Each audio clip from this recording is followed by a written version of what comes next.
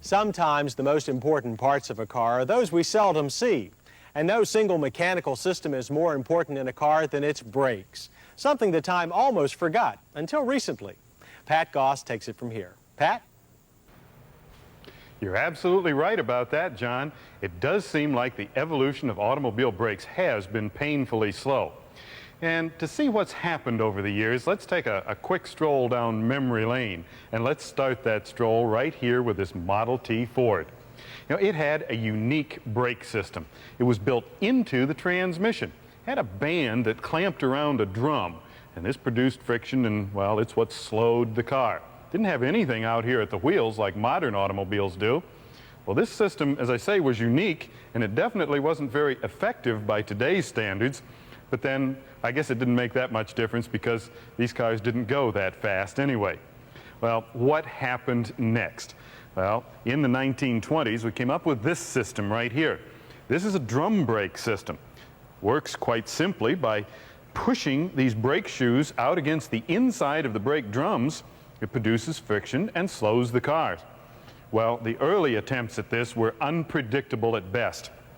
See, they were mechanically operated. You didn't know when they'd work or when they wouldn't.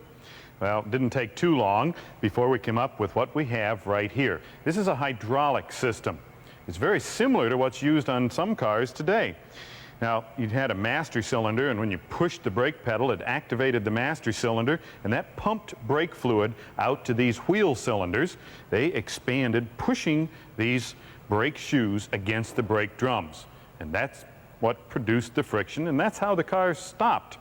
Well, that was around for a long time, and we didn't have any major changes until the middle 60s. And that's when we came up with this right here. This is a dual master cylinder. Now, what that simply means is that it's separated into two halves. We have a compartment or a reservoir for the front brakes and another one for the rear brakes.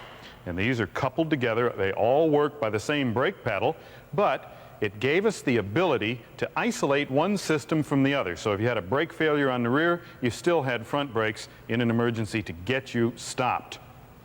Okay, so that came into being, and that helped things a lot. Now, what do we have here? This is what came into being in the late 60s and early 70s, and it's what we have today. This is the disc brake. Now, this works a little differently. Here we have a disc or rotor that turns with the wheel, and right here we have a caliper, and inside the caliper we have brake pads. Now, this works by hydraulic pressure being pushed into this brake caliper. It clamps these pads against the sides of the rotor, like so, and that produces the friction and stops the car. Works quite well. This has a lot of advantages over the drum brakes. Biggest one being that it isn't affected by water. If you drove through standing water or in a heavy rain with drum brakes, you might go several blocks with very reduced braking efficiency or no braking at all. Well, disc brakes are not affected by water. That's their big advantage. And in addition to that, they're more resistant to heat, and they also keep the car stopping straight. Don't pull from side to side like drum brakes did. All right. Now, even some cars today even have these on all four wheels, which is a real plus. But what about all of this? We've had some drastic improvements. Well, we certainly have, but there's one thing that we have to keep in mind with all of this, and that is, if we look at this chart, we look at all the hydraulic components of the system, and we can see that they're pretty much tied together. And that a failure any place in this system can drastically reduce your braking efficiency, or in some cases, well, totally do away with the brakes on the car. So what do you have to do? You have to make sure that you have your brake system checked regularly. You know, the whole system, not just the pads and the shoes and things like that, but the entire system, because this system is no better than its weakest link.